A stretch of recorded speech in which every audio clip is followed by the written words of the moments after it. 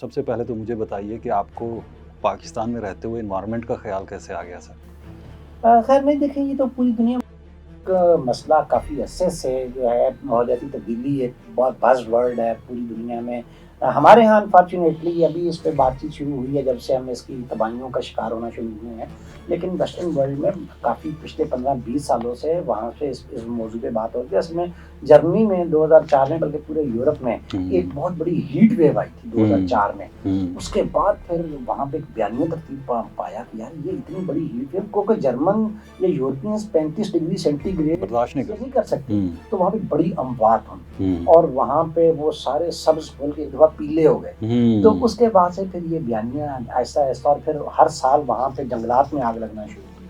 اس کے بعد ایسے بہت سارے اور ایونٹس ہونے لگ گئے جس کے نتیجے میں پانی ان کا خشک ہونے لگ گیا زیر زمین. تو اس کے بعد پھر یہ بیانیہ وہاں سے پروان چڑھتا چڑھتا انٹرنیشنل بنا اور پھر اس کے بعد اس وقت ہم پچھلے 5-7 سالوں سے ماحولیاتی تبدیلی. مجھے صرف ایک بات بتائیے کہ دنیا جہان کے تمام مسئلے اکنامیکلی ہم سٹرگل کر رہے ہیں، پولیٹیکلی ہم سٹرگل کر رہے ہیں، اور اب یہ جو انوائرمنٹ کا ایشو ہے اس نے ہمیں آ کے لتاڑ کے رکھ دیا ہے. جو ریسنٹ ہمیں نظر آئی ہیں، آپ دیکھیے کہ جو سب سے بڑا اس وقت واقعہ ہوا ہے KPK کے اندر 300 سے زائد اموات بتائی جا رہی ہیں. اس میں 279 کے قریب مرد، خواتین اور بچے جو ہیں وہ شہید ہوئے ہیں. میں تو شہید ہی کہوں گا کیونکہ بیچاروں کی کوئی وہ اس طرح سے نہیں تھا. ہزاروں گھر جو ہے وہ ڈیمیج ہوئے ہیں. Are we cursed? بالکل جی. اس میں دیکھیں سب سے پہلے تو ہمیں یہ سمجھنا ہے کیا. اچھا، اور صرف اب KP کا ایک واقعہ سب فریم میں آیا ہوا ہمیں لگ رہا ہے کہ پچھلے 2 مہینوں سے کلاؤڈ برسٹ ایونٹس ہو رہے ہیں. یہ سارے ہمالیین فٹ سٹیپس پہ، یہ ہمالیہ جو ایک کمان کی شکل میں 3 پہاڑی سلسلوں نے اس بر صغیر کو اپنے شمال میں گھیرے میں لیا ہوا ہے، یہ اس کے قدموں میں بادلوں کے پھٹنے کے مسلسل واقعات پچھلے 2-3 مہینوں سے ہو رہے ہیں. وائی؟ اچھا دیکھیں، کلاؤڈ برسٹ یا بادل کا پھٹنا یہ ہمالیین فٹ سٹیپس میں مونسون میں ایک نارمل واقعہ ہے، لیکن یہ واقعات پہلے شاذ و نادر ہوتے ہیں. 2-3-4 سال بعد کہیں پہ ہو گیا. مجھے یاد پڑ رہا ہے پاکستان میں بھی ایک دفعہ مانسہرہ میں ایسے 20 سال پہلے کلاؤڈ برسٹ ہوا تھا، کوئی 10-12 لوگوں کی شہادت ہو گئی تھی. اتراکھنڈ میں 2003 ہندوستان میں بہت بڑا واقعہ ہوا، اس میں 6300 لوگ مرے.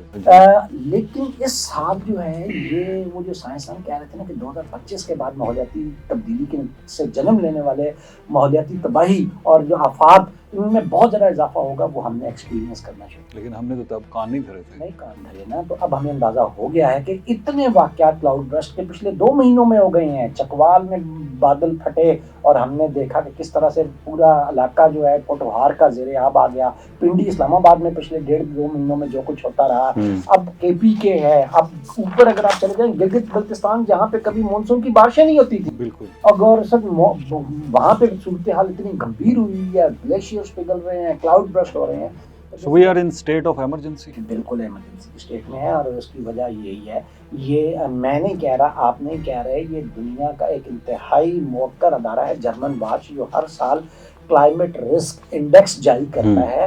اس کی 2025 کی رپورٹ کے مطابق دنیا میں ماحولیاتی تبدیلی سے جنم لینے والی تباہیوں سے سب سے زیادہ متاثرہ ملک پاکستان ہے، جو کہ ماضی میں پہلے ٹاپ 10 کنٹریز میں ہوتا تھا. اس سال سے پاکستان ہے ٹاپ پہ آ گیا. جی. تو ہمیں اس بیانیے کو چڑھانے کی ضرورت ہے، نیشنلی انٹرنیشنلی پوری دنیا کو بتانے کی ضرورت ہے کہ we are the most affected countries by climate change. کیوں ہم زیادہ پولوشن کر رہے ہیں؟ ہم نہیں کر رہے. ہمارا حصہ اس آفت کے لانے میں 1% سے کم ہے. وہ گیسز جو کہ کلائمیٹ چینج کا باعث بن رہی ہیں، Pakistan emits less than 1%. Then who is emitting these gases? یہ ساری دنیا میں اگر ہسٹوریکلی دیکھا جائے تو پچھلے 150-200 سالوں سے امریکہ نے سب سے زیادہ گرین ہاؤس گیسز خارج کی. ٹھیک ہے. یورپین یونین نے خارج کی ہیں، روس نے کی ہیں، مڈل ایسٹ نے کی ہیں. ریسنٹلی 2 نئے ایکٹرز جس میں شامل ہوئے ہیں، چائنا اور انڈیا. تو بٹ انفارچونیٹلی ہم تو 1% سے کم خارج کرتے ہیں، لیکن بدقسمتی سے اس کی تباہیوں کا سب سے زیادہ سامنا ہم کر رہے ہیں. تو ہمیں اس بیانیے کو پروان چڑھانے کی ضرورت ہے، نیشنلی بھی اور انٹرنیشنلی.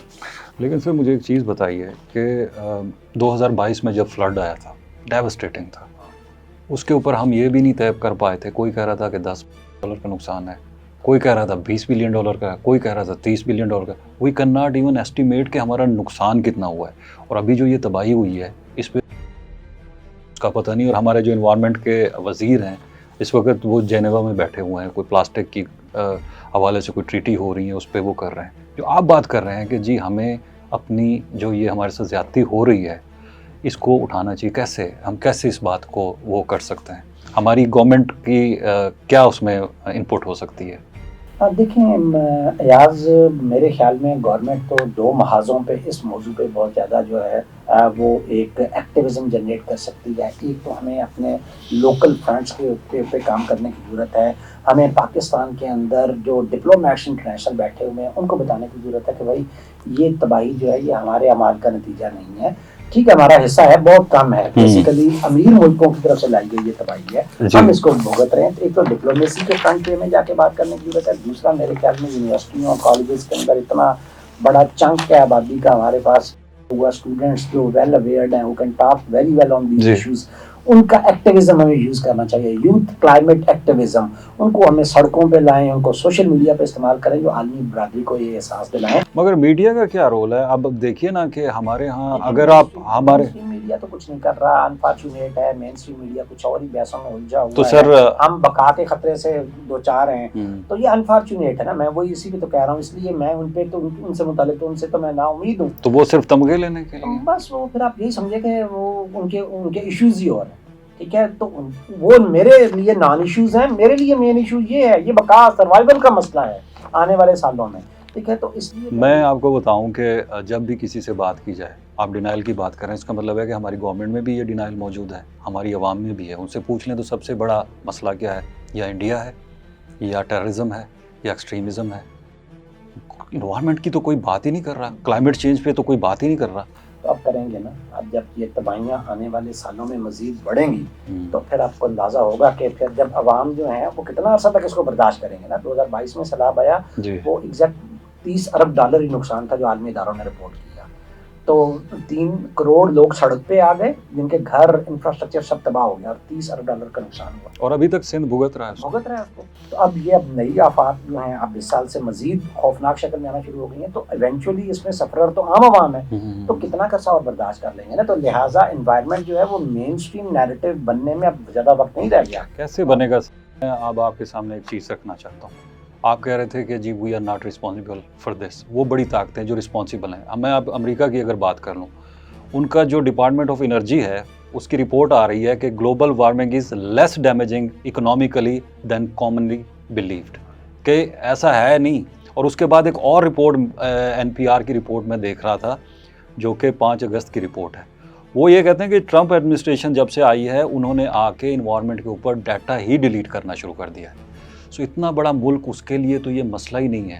اور وہ ملک جس کے اندر 4000 فلیش فلڈز وارننگ جاری کی گئی، وہ پرواہ نہیں کر رہا. تو ہم پھر کیسے اس پہ کام کریں؟ بدقسمتی ہے، سو انفارچونیٹ کہ ہمارے پاس اس وقت گلوبل لیڈرشپ کے نام پہ جو بڑے بڑے آپ کہہ سکتے ہیں کچھ لیڈران ہیں، وہ کلائمیٹ چینج ڈینائرز ہیں. ٹھیک ہے، وہ ایک سامنے نظر آنے والی نوشتہ دیوار کو نہیں پڑھ پا رہے. ٹھیک ہے، تو یہ کوئی واقعات پہلے کیوں نہیں ہمارے یہاں ہو رہے تھے؟ جو کلاؤڈ برسٹ ایونٹس پچھلے 1-2 مہینوں میں ہمارے یہاں لائن لگ گئی ہے. تو یہ واقعات پہلے کیوں؟ ہمارے یہاں پہلے اسماگ کا ایشو نہیں تھا، پہلے ہمارے یہاں اس طرح ہیٹ ویوز کیوں نہیں آتی تھی، پہلے ہمارے یہاں اس طرح سے فلیش فلڈز کیوں نہیں آتے تھے، پہلے ہمارے یہاں پانی کی کمی کے مسائل کیوں نہیں تھے.